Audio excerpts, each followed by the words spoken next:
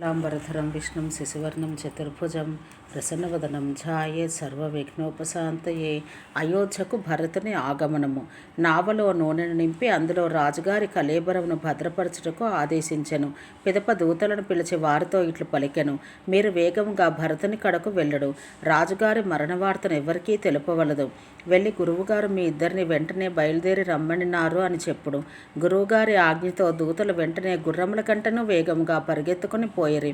అయోధ్యలో ఈ అనర్థములు ప్రారంభమైనప్పటి నుండి భరతునికి అపశకనములే ఎదురగుచుండెను. రాత్రులు ఎంతో భయంకర స్వప్నములు వచ్చిచుండెను. మేల్కొన్న పిదప పలు రకములైన ఆలోచనలు వచ్చిచుండెను. అతడు అరిష్ట నివారణ కొరకు బ్రాహ్మణులకు భోజన దానములతో తృప్తిపరచుచుండెను. విద్యుక్తంగా రుద్రాభిషేకములు చేయుచుండెను. మాతాపితరుల, కుటుంబ సభ్యుల, సోదరుల క్షేమానికై పరమేశ్వరుని ప్రార్థించుచుండెను. ఈ విధంగా భరతుడు విచారగ్రస్తుడై ఉండెను. ఇంతలో దూతలు వచ్చిరి. గురువుగారి ఆదేశం వినగానే గణేశుని ప్రార్థించి భరతుడు శత్రుఘ్నునితో కూడా వెంటనే అయోధ్యకు బయలుదేరను. గుర్రములను వాయువేగములతో పరుగులు తీయించుచు భరతుడు నదులను, కొండలను, దుర్గమ అరణ్యాలను దాటి వచ్చెను. అతని మనసు పరిపరి విధాల ఆందోళన చెందుచుండెను. ఆకాశంను ఎగిరిపోయిన బాగుండును అని అతడు అనుకొనసాగెను. ఆయనకు ప్రతి క్షణం ఒక యుగంగా తోచుచుండెను. ఆలోచిస్తూ నగరాన్ని సమీపిస్తుండగా అపశకనాలు పొడసూపెను. కాకులు చెడు స్థలముల యందు కూర్చుని అరవసాగను. గాడిదలు, నక్కలు అశుభములు సూచించు కూయసాగను. వాటిని విని భరతుని మనసు కలవరపడెను. నదులు, తటాకములు, వనములు, ఉపవనములు శోభావిహీనములుగా కనబడుచుండెను. నగరం అతి భయానకంగా తోచెను. శ్రీరాముని వియోగమని రోగం చే పీడించబడు పశు పక్షులు, అశ్వములు, గజములు దీనావస్థలో ఉండెను. నగర పౌరులు తమ సంపదలు అన్నింటినీ కోల్పోయిన వారి వలె దుఃఖితులై ఉండరి. అయోధ్యావాసులు భరతునితో కలిసినను ఏమీ మాట్లాడక మౌనముగా నమస్కరించి వెళ్ళుచుండరి. భరతుని మనసు భయ విషాదములతో నిండి ఉండటం వలన అతడు ఎవ్వరినీ కుశలం అడగకుండెను. పౌరులను అతనితో కుశల ప్రశ్నలు చేయకుండరి. అంగళ్ళు, వీధులు వెలవెలబోవుచుండెను. నగరమునకు అన్ని దిశల యందును దావానలం వ్యాపించినట్లుండెను. సూర్యుని వంశమును కమలము పాడ్లిట వెన్నెలైన కైకేయి తన కుమారుడైన భరతుని ఆగమనానికి ఆనందించెను. హారతి సిద్ధపరిచి లేచి పరిగెత్తి ద్వారం నొద్దనే భరతుని కలుసుకొని లోనికి తీసుకుని వచ్చెను. భరతుడు తన పరివారంను చూడగా వారు తుషార పాతంచే కొట్టబడి కాంతివిహీనమైన కమలోద్యానం వలె కనబడిరి. కైకేయి వనమును కాల్చిన కిరాత స్త్రీ వలె అతి ప్రసన్నురాలయుండెను. విచారగ్రస్తుడైన కుమారుని గాంచి మా తల్లిగారు ఇంటిలో అందరూ కుశలమాని ప్రశ్నించెను. కుశలమే అని సమాధానమిచ్చి భరతుడు తమ ఇంటిలోని వారి క్షేమ సమాచారం అడిగెను. తండ్రి గారు ఎక్కడా, తల్లులందరూ ఎక్కడా, సీతాదేవి, ప్రియ సోదరులైన రామలక్ష్మణులు ఎక్కడా అని అడిగను. ప్రేమతో కూడిన భరతుని వచనాలు విని కైకేయి మొసలి కన్నీరు కార్చుచూ పలికిన కపట వచనాలు భరతుని చెవులకు, మనసుకు శూలముల వలె గుచ్చుకొనెను. నాయన, నేను అన్నీ సక్రమంగానే ఏర్పాటు చేసి తిని. మందర నాకు చాలా సహాయపడినది. కానీ విధాత నా పనికి కొంత విఘాతం కలిగించెను. రాజుగారు స్వర్గస్థులైరి. ఈ మాటలు విన్నంతనే సింహగర్జన విన్న ఏనుగు వలె భరతుడు విషాదంతో వివసుడై తండ్రి, తండ్రి, నాయనా అని రోదిస్తూ చతికిలబడెను. తండ్రి, మీ అవసాన కాలమున కూడా నేను మిమ్ము దర్శించలేకపోయితిని. అయ్యో, మీరు నన్ను శ్రీరామచంద్రునికి అప్పగించకపోయితిరి. పిమ్మట భరతుడు ధైర్యంను కూడగట్టుకుని పలికెను: అమ్మ, తండ్రి గారి మృతికి కారణమేమో తెలుపుము. సుతుని మాటలు విని కఠినాత్మరాలైన కైకేయి హర్షంతో తాను చేసిన పని మొదటి నుండి వివరించెను. ఆమె పలుకులు భరతునికి మర్మస్థానంను గాయపరిచి అందు విషం నింపినంతగా మిక్కిలి బాధాకరములయ్యను. భరతుని పరితాపము. శ్రీరామచంద్రుని వనవాస వార్తను భరతుడు తండ్రి గారి మరణ విషయమునే మరచెను. దీనికి అంతటికీ తానే కారణమని గ్రహించి కొంత తడవు మౌనం వహించి కొయ్యబారిపోయెను. మిక్కలి క్షోభకు లోనైన కుమారుని సమాధానపరచుటకు కైకేయి ప్రయత్నించెను. దానివల్ల పుండపై కారం చల్లినట్టు భరతునికి మిక్కిలి బాధ కలిగెను. కైకేయి పలికెను: నాయన, మీ నాయనగారికై దుఃఖించకము. ఆయన పుణ్యమును, యశమును సంపాదించుకున్నాడు. విశేష సుఖాలు అనుభవించినాడు. జీవితకాలంలో తన జన్మను సార్థకం మనర్చుకుని కడకు స్వర్గలోకమును చేరినాడు. బాగా ఆలోచించి విచారం మాని రాజ్యపాలన చేపట్టము. ఈ మాటలు చెవున పడ్డంతనే భరతుడు తీవ్రమైన గాయంపై నిప్పు కణికలు పడినట్టు ఉలిక్కిపడను. ధైర్యం వహించి పెద్దగా నిట్టూర్పులు విడిచి ఇట్లనను: దుర్మార్గురాల, నీవు మన వంశమును అన్ని విధములుగా సర్వనాశనం చేసితివి. నీకింత దురాశయే ఉన్నచో నన్ను పుట్టినప్పుడే ఏల చంపలేదు. నీవు చెట్టును గొట్టి దాని ఆకులను తడిపితివి. చేపలను బతికించుటకై చెరువులోని నీటిని తీసివేసితివి. విధాత ఒకవైపున నాకు సూర్యవంశమున జన్మను, దశరథుని వంటి తండ్రిని, రామలక్ష్మణుల వంటి సోదరులను ప్రసాదించినాడు. కానీ మరొక వైపు నీ వంటి దుష్టురాల్ని తల్లిగా చేసినాడు. విధికి ఎదురీదుట నిష్ప్రయోజనం. ఓ దుర్మతి, నీ మనసుని ఈ దురాలోచన రాగానే నీ హృదయం ఏల ముక్కలు ముక్కలు కాలేదు. వరములు అడిగినప్పుడు నీ అంతరాత్మ బాధపడలేదా? నీ నాలుక ఎండిపోలేదా? నీ నోటిలో పురుగులు పడలేదా? మహారాజు నీ మీద ఇట్లు విశ్వాసం ఉంచెను. బహుశా మరణకాలంలో విధాత ఆయన బుద్ధిని అపహరించి ఉండవచ్చును. నీ హృదయమును బ్రహ్మ కూడా తెలుసుకున్న జాలడు. అది పాపములకు, కపటములకు, దుర్గుణములకు కూడలి. రాజుగారు వట్టి అమాయకుడు, సుశీలుడు, ధర్మపరాయణుడు. ఆయనకు స్త్రీ స్వభావం ఎట్లు తెలియను? ఈ ప్రపంచంలో శ్రీరామచంద్రుని ప్రాణసమముగా ప్రేమించని ప్రాణులను చూపము. అట్టి శ్రీరాముడు నీకు శత్రువయ్యనా? ఇంతకు నీవెవరు చెప్పుము. నీవెవరైనను సరే ముఖమునకు మసికి పూసుకొనము. నీ ముఖంనే నాకు చూపక నా ఎదుటి నుండి తొలగిపోమ్ము.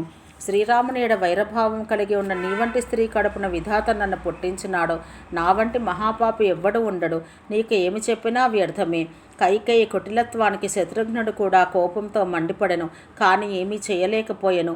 అదే సమయాన మందర విలువైన వివిధ వస్త్రాలను, ఆభరణాలు ధరించి వచ్చెను. ఆమె రాక శత్రుఘ్నునికి అగ్నిలో ఆజ్యం పోసినట్లయ్యను. వెంటనే కోపోద్రిక్తుడై వేగంగా ఆమె గోనిపై కాలితో తన్నెను. ఆమె ముఖం నేలకు కొట్టుకొని పడిపోయెను. గోని బద్దలయ్యను, తల పగిలెను, పండ్లూడెను, నోటి నుండి రక్తం కారుచుండెను. అయ్యో దేవుడా, నేనేమి చేసి తిని, నేను చేసిన సేవలకు ఇది ప్రతిఫలమా అని కేకలు పెట్టెను. అది విని అతడు నఖశిఖ పర్యంతం దుష్టురాలైన ఆమె కొప్పును పట్టుకొని ఈడ్చెను. దయాళువైన భరతుడు ఆమెను విడిపించెను. ఆ సోదరులిద్దరూ కౌసల్య మందిరంన కేకిరి. కౌసల్యాదేవి వస్త్రములు మలినములై ఉండెను, ముఖం వివర్ణమై ఉండెను, మనసు వ్యాకులత చెంది ఉండెను. దుఃఖభారంచే ఆమె శరీరం శుష్కించి ఉండెను. ఒక బంగారు కలుపులతో మంచుచే కొట్టబడినట్లు ఆమె తేజోవిహీనయే కనబడెను. భరతుని చూడగానే ఆమె లేచి పరిగెత్తుకుని వచ్చెను. కానీ తల తిరుగుటచే మధ్యలోనే మూర్ఛలు నేలపై పడెను. అది చూచి భరతుడు మిగుల వ్యాకులపడి తన స్థితిని కూడా మరిచి ఆమె పాదములపై పడెను. అతడు ఇట్లడిగెను, అమ్మ, నాన్నగారు ఎక్కడ? వారిని చూపుము. సీతాదేవియు నా సోదరులిద్దరూ ఎక్కడ?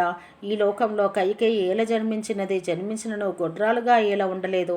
ఆమె కడుపున పుట్టిన నేరానికి నేను అపకీర్తి పాలైతిని, ప్రియజనులకు ద్రోహినైతిని, వంశ కళంకితుడనైతిని. అమ్మ, ముల్లోకములలో నా వంటి దురదృష్టవంతుడు ఉండడు. నా మూలంలోనే నీకు ఈ దుర్దశ ప్రాప్తించినది. తండ్రి గారు స్వర్గంలో, రఘువంశ శ్రేష్ఠుడైన శ్రీరామచంద్రుడు వనములలో ఉన్నారు. కేతుగ్రహం వలె నేను ఈ అనర్థాలకు కారణమైతిని. ఇంకా నా బ్రతికే వ్యర్థం.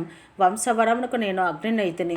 భరింపరాని దావాగ్నికిని, దుఃఖములకును పాపాలకును కారకుడనైతిని. కలత చెందిన భరతుని మార్దవ వచనాలు విని కౌసల్యాదేవి తన వేదన తమ్మాయించుకొని లేచి కూర్చునను. ఆమె భరతుని లేవనెత్తి తన హృదయానికి హత్తుకొనెను. ఆమె కన్నుల్లో నీరు నిండెను. సరళ స్వభావ అయిన కౌసల్యాదేవి శ్రీరాముడే వనము నుండి తిరిగి వచ్చినట్టు భావించి అత్యంత ప్రేమతో భరతుని తన అక్కున చేర్చుకొనెను. పిమ్మట లక్ష్మణాంజుడైన శత్రుఘ్నుని కౌగిలించుకొనెను. ఆమె హృదయంలో ప్రేమ కోసములు ఉప్పొంగెను. కౌసల్య ప్రేమ సౌకములు ఉప్పొంగెను.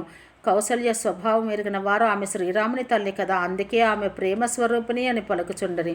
ఆమె భరతుని తన ఒడిలో కూర్చుండబెట్టుకుని అతని కన్నీరు తుడిచి అనునయిస్తూ మృదువుగా ఇట్లు పలికెను, కుమారా, ధైర్యంగా ఉండము. ఇది ఆపత్కాలమని గ్రహించి శోకం మానము.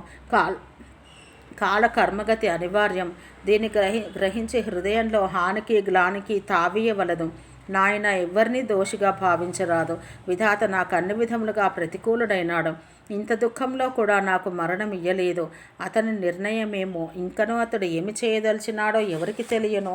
నాయన, తండ్రి గారి ఆజ్ఞ ప్రకారం శ్రీ రఘువీరుడు భూషణాలను, వస్త్రాలు త్యజించి వల్కలాను ధరించినాడు. అతని హృదయంలో హర్ష విషాదాలు లేవు.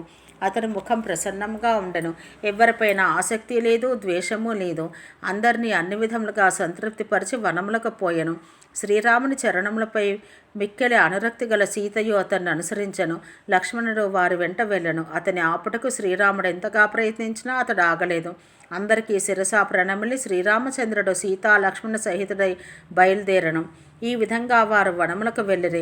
వారితో నేను కానీ, నా ప్రాణములు కానీ పోవుట జరగలేదు.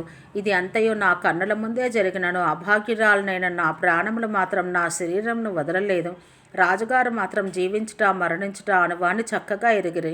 నా హృదయం మాత్రం వజ్రం కంటెను 100 రెట్లు కఠినాతి కఠినమైనది. ఇట్టి నేను శ్రీరాముని వంటి పుత్రునికి తల్లిని. నా ప్రేమపై నాకు సిగ్గు వేయటలేదు.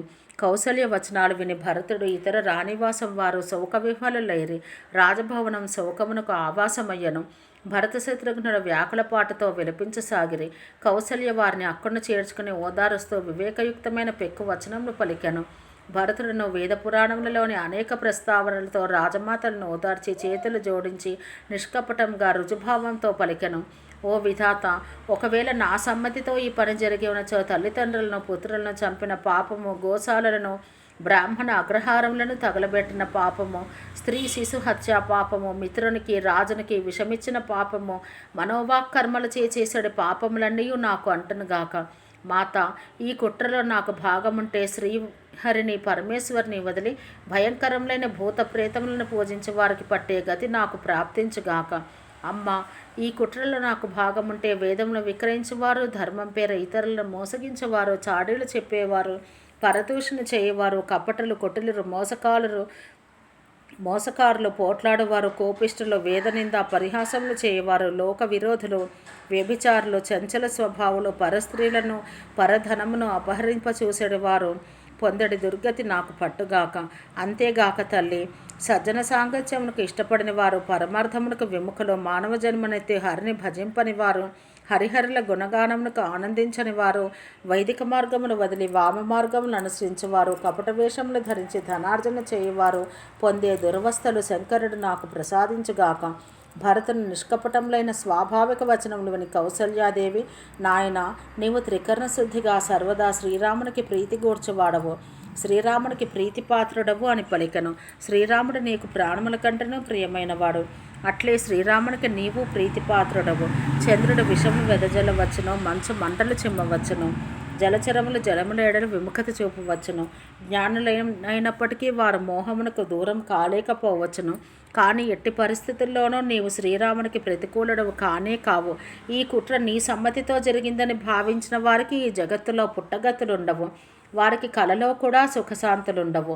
ఇట్లు పలికి కౌసల్య భరతుని అక్కను చేర్చుకునెను. ఆమెకు స్తన్యములు స్రవించెను, నేత్రములు అసురపూర్ణములయ్యను. ఈ విధంగా వారు విలపించుచుండగా ఆ రాత్రి గడిచెను. ఉదయాన్నే వామదేవుడును వశిష్ఠుడు అచ్చడికి వచ్చిరి. వారు మంత్రులను, నగరంలోని ప్రముఖులను పిలిపించిరి. పిమ్మట వశిష్ఠ మహర్షి సందర్భోచితములైన పరమార్థ విషయములు తెలిపి భరతునికి అనేక విధములైన ఉపదేశములు ఇచ్చెను. ఓం సహనావవతు సహనౌ భునత్తు సహ వీర్యం కరవావహై తేజస్వినావధీతమస్తు మా విద్విషావహై. ఓం శాంతి శాంతి శాంతి.